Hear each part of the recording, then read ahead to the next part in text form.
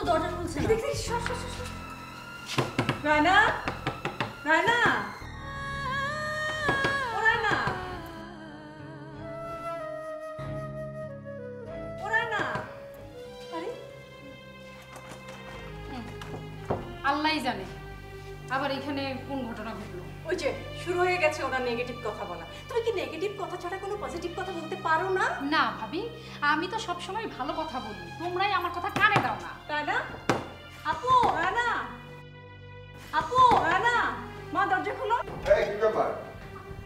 কি হয়েছে? দেখো না, মেয়ে তো দরজা খুলছে না। দরজা খুলছে না মানে? দেখি সর, সর, এসো। রায়না, রায়না মা, দরজাটা খোলতো মা। রায়না, ঘুমিয়ে পড়লো নাকি?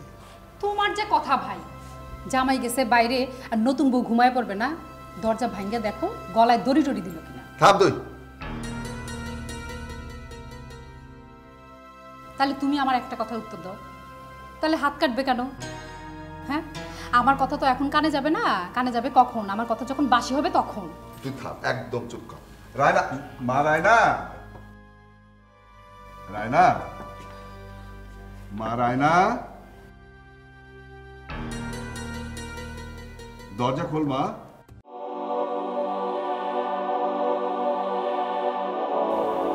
রায়না,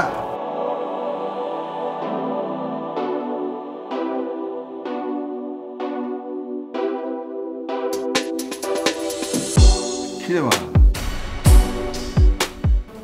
দরজা খুলছিলি না কেন? কতক্ষণ ধরে ডাকছি তোকে বলতো? সে কি, কোথায় যাচ্ছিস? চলে যাচ্ছি।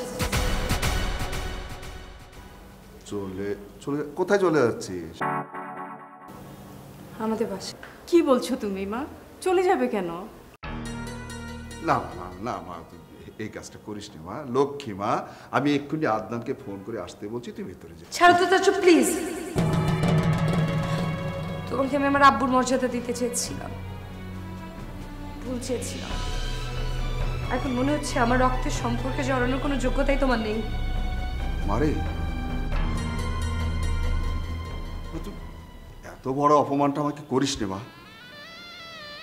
আমি তোর হাতে ধরে মিনতি করছি মা, এত রাতে বাড়ির বউ যদি বাইরে চলে যায়, আমি সেটা সহ্য করতে পারবো না। শুনে রাখ, তুই যদি বাড়ি ছেড়ে চলে যাস, আমি নিজেই সুসাইড করব।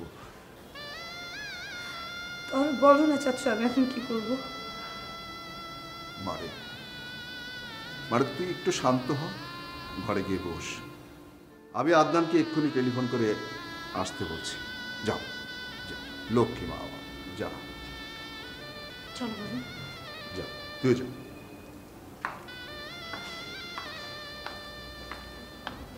আরে ঝামেলার তো লাগাইছে ওই মেয়েটা, ও বিয়ে করতে যায় না, তারপর ওই মেয়েটা মরতে গেল কেন তুমিই বলো।